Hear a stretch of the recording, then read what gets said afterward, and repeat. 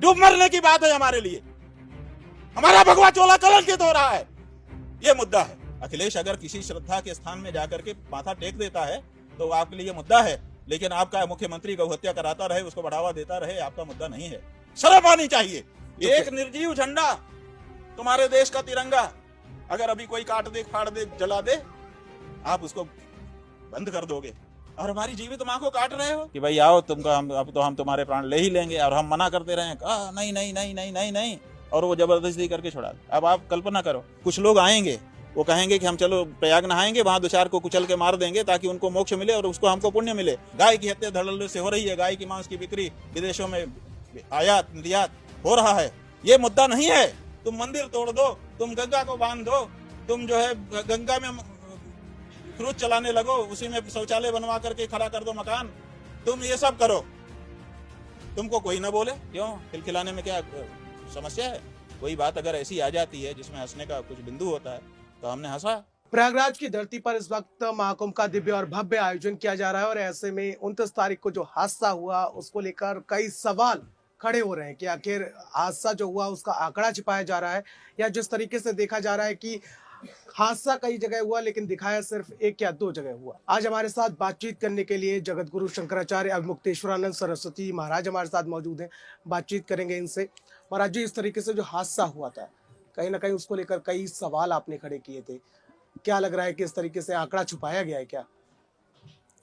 अब देखिए, हमको जब सूचनाएं मिली और मौनी अमावस्या के दिन पूरे दिन हमको योगी आदित्यनाथ जी के ट्विटर ने, एक्स हैंडल ने जिस तरह से अंधेरे में रखा, और रात को और पूरी रात और दूसरे दिन सवेरे जब हमको सूचनाएं मिली तब लगा कि बहुत बड़ा छल हमारे साथ हो गया, इतनी बड़ी घटना घटी और हमको अंधेरे में रखा इन व्यक्ति ने।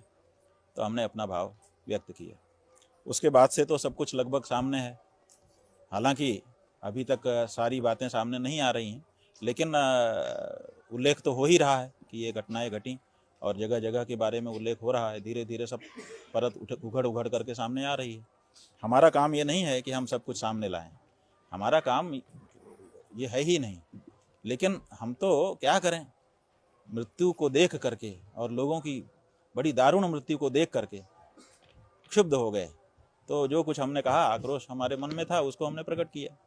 और वो आक्रोश बाद में भी अभी भी कोई दबा नहीं है कि इसके बाद बहुत अच्छा सक्रियता हो गई हो, फिर से लोगों के बारे में ध्यान दिया जाने लगा हो। क्योंकि अभी भी लोग बता ही रहे हैं कि लाशें सड़ी रही हैं, अभी भी लोग बता ही रहे हैं कि बहुत सारी लाशें मिल ही नहीं रही हैं, लोग बता ही रहे हैं कि अभी भी लोग खोजबीन जारी रखे हुए हैं, लापता लोगों की सूची बढ़ती ही चली जा रही है, सामग्री इधर से उधर हो ही रही है।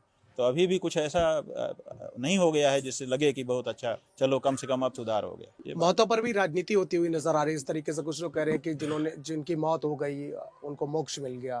पंडित धीरेन्द्र कृष्ण शास्त्री हैं, उन्होंने कहा कि मोक्ष मिल गई है। देखिए, मोक्ष जो है वो हमने शास्त्रों का भी अवलोकन किया कि क्या शास्त्र है। तो शास्त्रों में प्रयाग में मरण से मोक्ष की बात लिखी हुई है।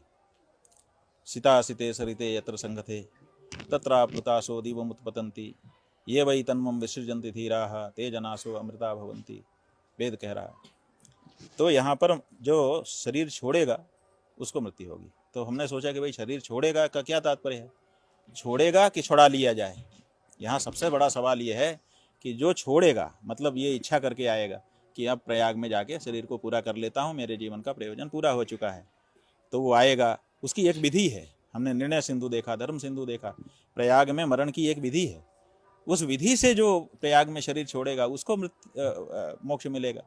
कि जिस जबरदस्ती किसी का प्राण छुड़ा लिया जाएगा तो मृत्यु, उसको मुक्ति हो जाएगी। तो ऐसा तो कहीं हमको अभी शास्त्र में वचन नहीं मिला है कि यहाँ पर कोई आया और जबरदस्ती उसका प्राण छुड़ा लिया जाए तो उसको मुक्ति मिल जाएगी। तो शास्त्र के अनुसार ही ये फलादेश हम लोग कर सकते हैं कि मृत्यु के बाद क्या होगा। क्योंकि प्रत्यक्ष रूप से कोई मशीन नहीं है, कोई एक्सरे नहीं है, कोई कुछ नहीं है कि हम पता करें कि क्या हुआ मृत्यु के बाद। शास्त्र है जिसकी आंखों से हम देखते हैं कि इसके बाद क्या होगा।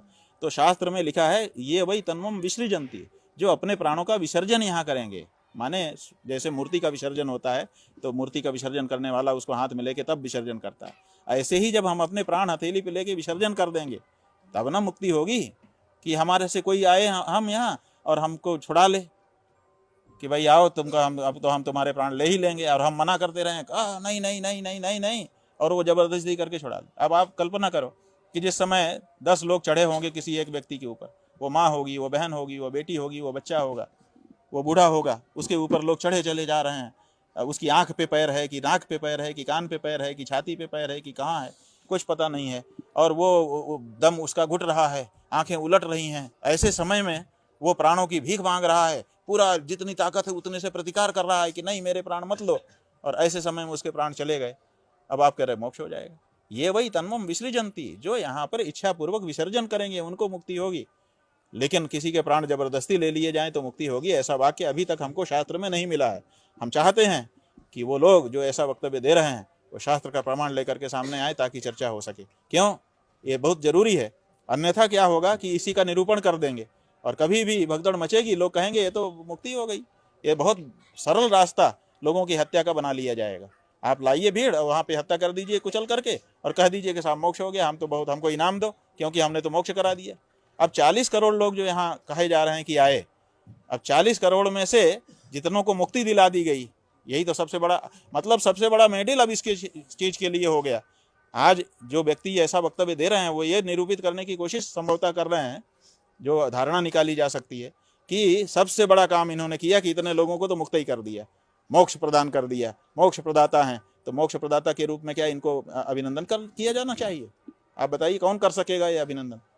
तो किसी के प्राण जबरदस्ती छीन लो और जबरदस्ती छीन करके कहो कि तुमको तो हमने मोक्ष दे दिया, ये बिल्कुल गलत बात होगी। और इसको किसी भी दशा में ना तो कानून की दृष्टि से, ना तो धर्मशास्त्र की दृष्टि से, ना परंपरा की दृष्टि से स्वीकार किया जा सकता है, और ना इसको बढ़ावा दिया जा सकता है। हम तो कहते हैं कि ऐसा निरूपण करने वालों को जेल में डालना चाहिए कि आप जो है गलत परंपरा डाल रहे हैं, इससे हत्या, धार्मिक हत्या, जैसे मान वाली हत्या होती है ना, ऑनर किलिंग जैसे होती है कि साहब हमने अपने सम्मान की रक्षा के लिए हत्या कर दी, उसको कुछ समाज के लोग समझते हैं कि हमने बड़ा अच्छा काम किया। वैसे ही धार्मिक मामले में अब कुछ लोग आएंगे, वो कहेंगे कि हम चलो प्रयाग नहाएंगे, वहाँ 2-4 को कुचल के मार देंगे ताकि उनको मोक्ष मिले और उसको हमको पुण्य मिले कि हमने मोक्ष दिलवा दिया 4-5 लोगों को। तो ये धारणा ना विकसित हो जाए, इसके लिए जरूरी है कि इस पर एक शास्त्र की चर्चा हो जाए, और जिन लोगों ने ऐसा वक्तव्य दिया है वो शास्त्र की पंक्तियां निकालें कि बलपूर्वक किसी के प्राण छीन लेने पर, उसकी अनिच्छा से उसको मुआ देने पर भी उसको मोक्ष मिल जाता है, ये निरूपण हो जाए। शास्त्र की चर्चा यहाँ पर होनी चाहिए, क्यों नहीं होनी चाहिए? हादसा हुआ और आपने सीएम योगी आदित्यनाथ के इस्तीफे की मांग की, उसके बाद कुछ साधु संत जो है वो आपके विरोध में हो देखिए, गए। जब एक्सीडेंट हो जाता है, और विचार करिए, जब एक्सीडेंट हो जाता है तो जिस गाड़ी से टक्कर किसी व्यक्ति को लगती है और वो मर जाता है, वो गाड़ी वाला भाग जाता है, तो पुलिस क्या करती है? अज्ञात हत्यारे पर मुकदमा लिखती है कि ये मरा, किसी ने मारा तभी मरा, अपने से नहीं मरा है। एक बात अज्ञात, फिर वो पकड़ा जाता है, फिर उसके गैर इरादतन हत्या का केस चलता है। तो यहाँ पर जितने लोग मरे, हम नहीं कह रहे हैं कि किसने मार दिया, लेकिन किसी ने तो मारा, कोई तो उनके ऊपर चढ़ा, वो श्रद्धालु ही रहा होगा, पीछे के दबाव से आगे चढ़ गया, लेकिन उसके ऊपर क्या मुकदमा नहीं दर्ज होना चाहिए? उसने भी गैर इरादतन हत्या तो की ना, उसी के पैर से दबकर तो मरा वो व्यक्ति।